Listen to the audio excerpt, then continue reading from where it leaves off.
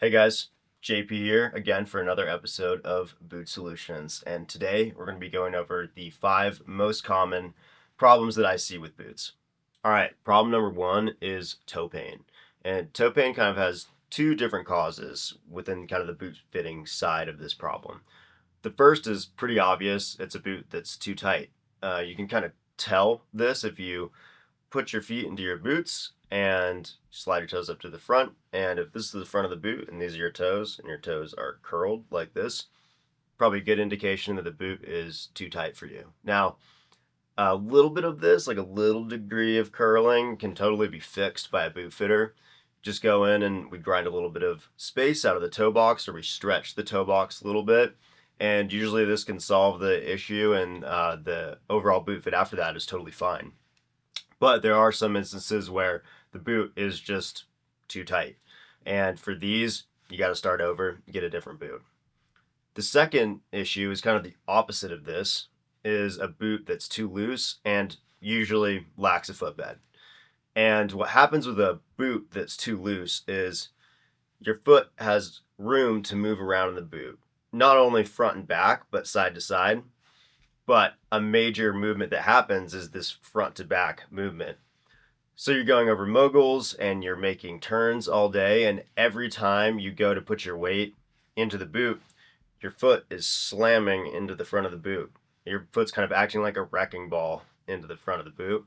And over the course of the day, you take your feet out of the boots and your toes kill you. And it's because all day long your foot has been unsupported and washing around in the boot and impacting the shell. And these two issues are kind of exacerbated by bad form. And that would be specifically what we call backseat skiing. So if you find that you have a bad habit, or if you're just starting out to skiing and skiing in the backseat, which is totally normal, what you'll find is that you're not driving your shins into the front of your boot.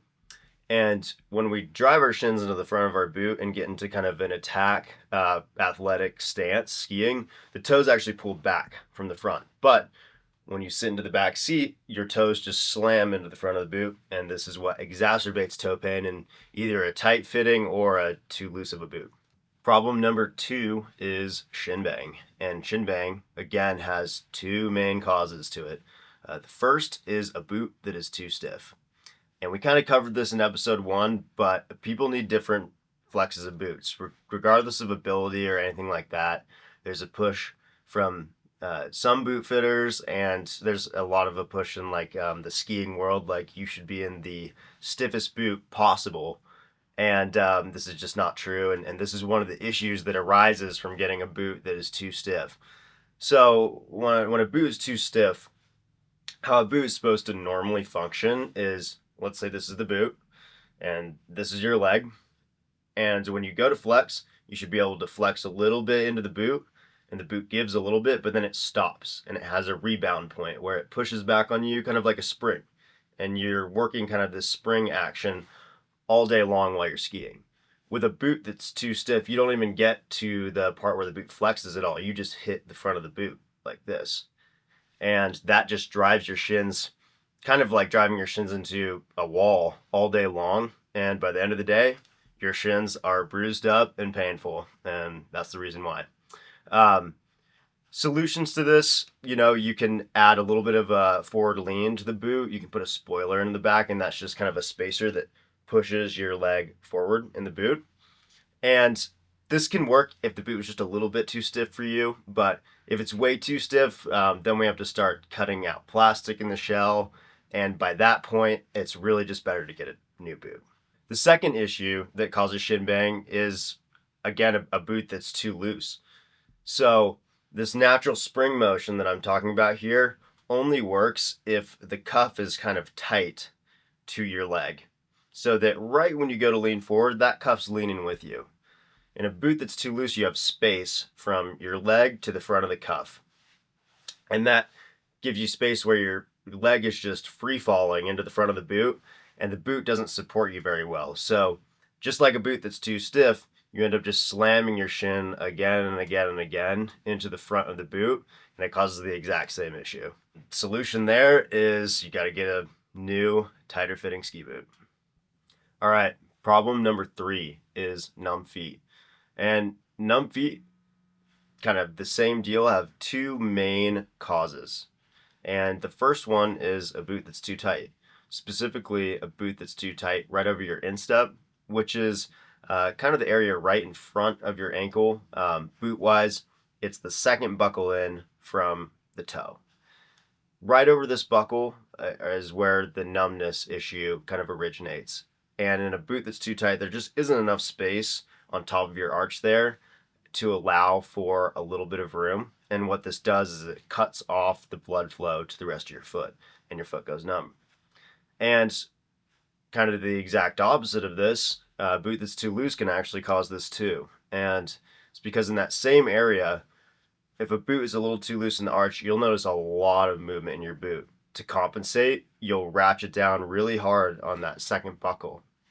And what that does is the exact same thing, is it cuts off the circulation to your foot. So I'm sure you're kind of seeing a trend with these, that both tight and loose boots can kind of cause the same issues. All right, problem number 4 are bunions, hot spots, specific pain points in the boot. And these can be caused by a boot that maybe it fits you well for the most part, but you've got like one spot that's bothering you. Let's maybe say a common one is like a 6-toe punch, or like the width of the boot is kind of hurting you a little bit. And this is an easy modification that a boot fitter can do and widen the boot a little bit, let's say, and then the fit is going to be perfect for you. Very common that out of the box, a boot may fit someone well, but there's 1 or 2 points that we have to work on. And that does not mean that the boot doesn't fit you. It just means that it needs to be fine-tuned to you. Now, there are situations where if you're getting a lot of hot spots and pressure points in the boot, it is an indication that the boot just completely doesn't fit you. A good boot fitter will be able to tell you which one it is. And if they say, hey, the boot is way too tight here, it's the wrong volume for you, or something like that, there's ways that you can do crazy modifications to boots to try to make a boot that ultimately doesn't work for you. It's best to just take it and move on and get a new boot. The other problem that causes bunions, hot spots, and issues like that in a boot is a lack of a footbed, lack of support in the boot. Most common cause of boot problems that we see here is this lack of a footbed. And it's because, like we've seen in these previous points, when your foot moves around too much in a boot, it impacts all sorts of spots in the boot. We want to keep your foot as locked in as possible to limit this motion, because otherwise you end up with a bunch of different pressure points. So those are the 3 things that I would look at as a solution if you're finding you have hot spots in a boot. Talk to a good boot fitter, see if it's just a minor modification that you need to make. Do you have an insole on the boot? Or you may have to just entirely replace the boot. The final problem I'm going to talk about here is poor control. With poor control, there are a lot of different factors that go into it. It can be your ramp angle is off, the flex is wrong for you. It can be that your stance, your alignment, actually how you're sitting in the boot is off. But the most common one that I see is too big of a boot and no insole. I cannot stress how much the insole is important and how much a well-fitting performance fit ski boot is important to optimizing how much control you feel on your skis. If you're skiing fast, if you're skiing terrain that's higher angle, if you're skiing off trail, you need a performance fit. You need something a bit snugger, and that by no means means painful. But a snug fitting boot is a good fitting boot. And an insole in there is going to keep your foot from, like we've just discussed with these other problems, moving around too much in the boot, banging your foot into the walls of the shell, and causing all of these problems. If you're experiencing an issue with your boot, feel free to make an appointment online and come visit us at the Wasatch Powder House location, or feel free to stop by any of our locations and we'd be happy to take a look for you.